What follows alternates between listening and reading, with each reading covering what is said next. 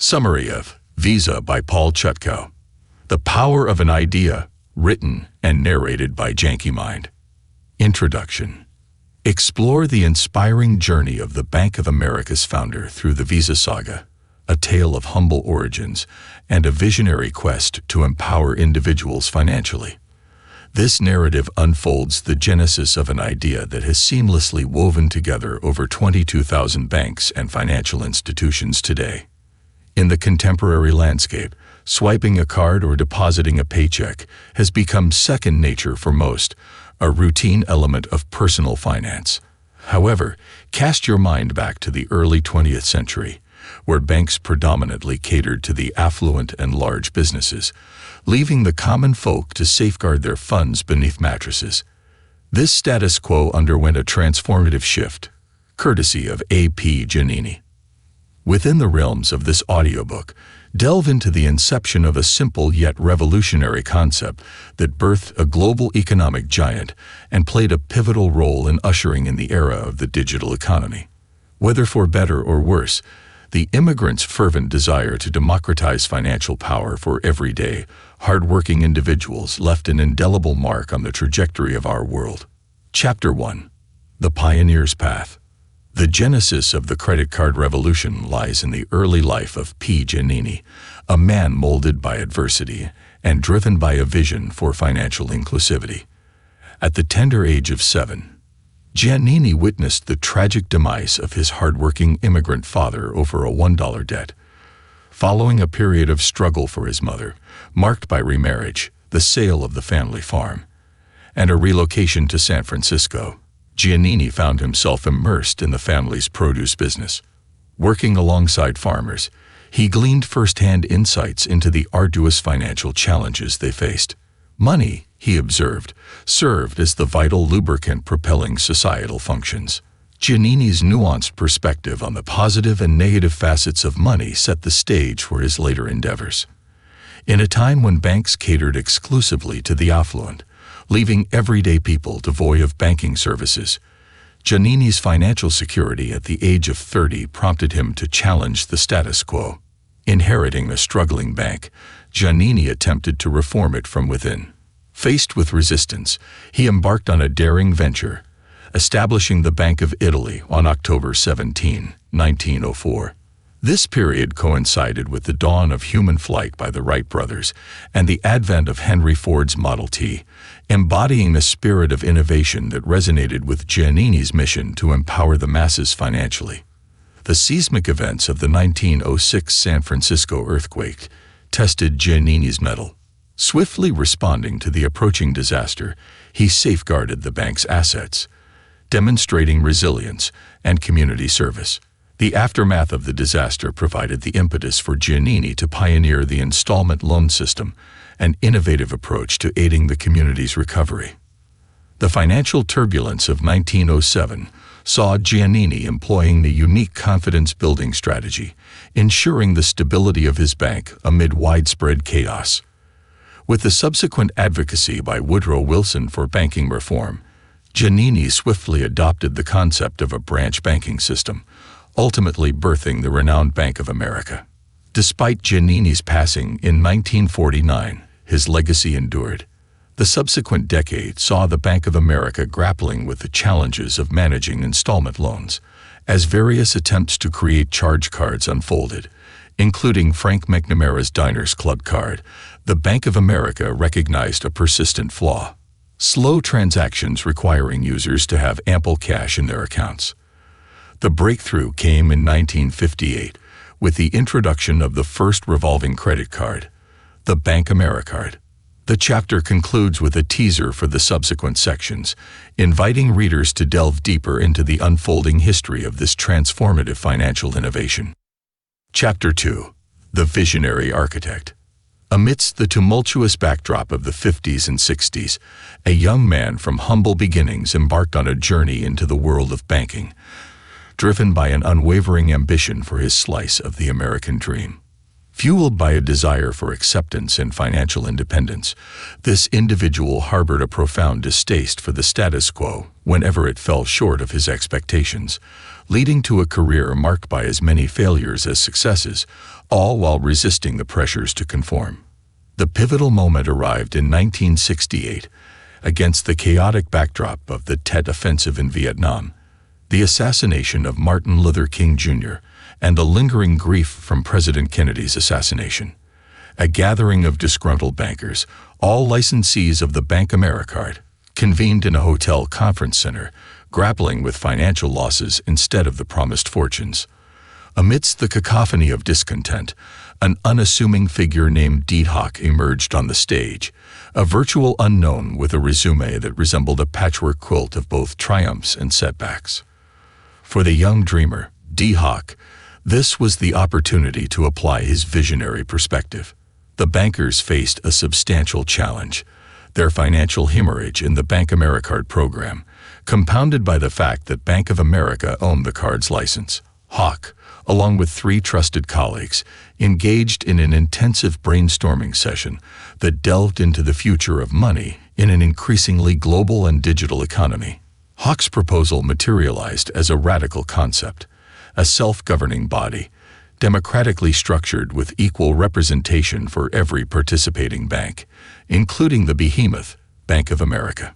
The hurdle lay in persuading Bank of America to relinquish control of the Bank Americard system to this new entity. Initially met with resistance, Hawk circumvented the opposition by appealing directly to the head of the bank, revealing that the card program was also a financial burden for Bank of America. Thus, the National Bank Americard Incorporation, NBI, was born. Hawk's vision extended beyond the creation of NBI. Collaborating with his colleagues, he envisioned an organization guided by values and principles adaptable to economic shifts.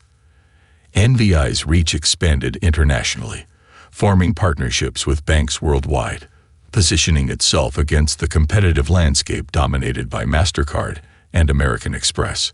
Hawk saw himself as building an international community that aimed to democratize credit, aligning closely with Giannini's original mission. In 1979, responding to the globalization of credit, Hawk rebranded the card as Visa, cementing its identity as a symbol of financial inclusion and international collaboration. Chapter 3: The Digital Frontier. Hawk, ever the visionary, foresaw a future where money would transcend physical form, becoming completely digital and globally interconnected. Little did he know that he would play a pivotal role in shaping that very future. By the 70s, credit cards had become commonplace, traversing the globe, yet opportunities for improvement abounded. Authorization processes were sluggish, transactions cumbersome, and credit card fraud loomed as a significant challenge. In response, Hawk and his team embarked on a groundbreaking initiative known as BASI, an acronym for Bank Americard Security Exchange. This computerized network revolutionized the authorization and transaction process, drastically reducing the time it took for approval, from a potential 5 minutes to a mere 56 seconds. The subsequent launch of BASI marked the inception of the decline of paper transactions, propelling the globalization of financial transactions while enhancing security measures. By 1984, BASI had facilitated over 1 billion transactions, amounting to nearly $53 billion. As with any progress, challenges persisted, prompting Visa's relentless pursuit of secure transactions. This quest led to the evolution of the credit card itself. Once a humble plastic card bearing a name, bank, and account number, it transformed into a sophisticated passkey equipped with chips and embedded security protocols. Visa's global partnerships and cutting-edge fraud detection technologies positioned the company at the forefront of the battle for secure, democratized credit and financial services. The narrative unfolds as a testament to Visa's unwavering commitment to providing a secure and accessible financial landscape for everyone. Chapter 4: Crafting the Legacy. Hawk, in his final act as the head of Visa, dedicated himself to shaping the company's image, adhering to his steadfast approach of starting with principles before delving into marketing strategies. Rejecting the conventional route of hiring an external agency, Hawk assembled creative minds from within the organization to collaborate on naming the entity Visa and devising campaigns to herald the transformation. From this effort emerged iconic marketing taglines such as "Visa makes the world go round," "The future takes Visa," "Life flows better with Visa," and "Visa, it's everywhere you want to be." Yet the rebranding went beyond mere marketing. It symbolized Hawk's foresight into the impending globalization of the Visa card.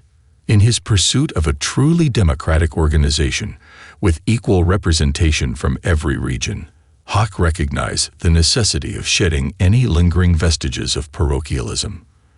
The card's name needed to transcend its roots, signaling a departure from an America-centric focus, just as Bank of America had relinquished control earlier. In 1984, D. Hawk retired from his leadership role at Visa, leaving behind a legacy that paved the way for ongoing globalization. Successive CEOs, like Malcolm Williamson, divided Visa's evolution into phases, attributing Phase 1 to A.P.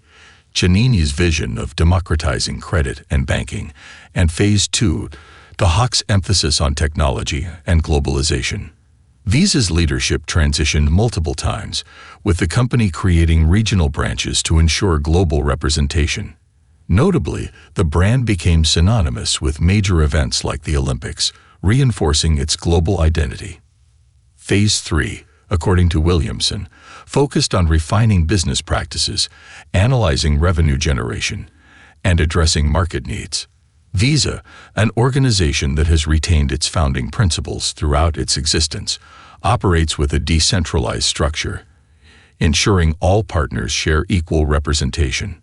The ultimate goal of Visa, rooted in the egalitarian principles inspired by the humble beginnings of an immigrant farmer's son and his family's produce business, remains unwavering. The organization persists in its commitment to empowering individuals with financial control, democratizing finance, and providing people with the freedom and independence they deserve. In essence, the founding principles of Visa encapsulate an ideal world where everyone has access to the life they desire and control over their financial destiny. A vision deeply embedded in the organization's origins and carried forward by visionary leaders like D. Hawk. Summary: it's remarkable how a simple idea, born out of genuine observations and a desire for positive change, can have a profound impact on the world. A.P. Giannini's realization of the need for accessible banking services for everyday working people led to pioneering innovations that transformed the financial landscape. Giannini's legacy lived on through his successor, D. Hawk, who took the helm and elevated the concept even further. By coaxing Bank Americard away from Bank of America and envisioning a globalized credit card system, Hawk played a pivotal role in shaping Visa into the international powerhouse it is today. These stories remind us that sometimes the most impactful changes stem from a simple idea and a determination to address a real need. A.P. Giannini and D. Hawk exemplify how individuals, driven by vision and a commitment to positive change, can leave an indelible mark on the world. It's a testament to the transformative power of ideas, big or small, and their ability to change the course of history. This audiobook summary was brought to you by JANKY Mind. We hope you enjoyed it.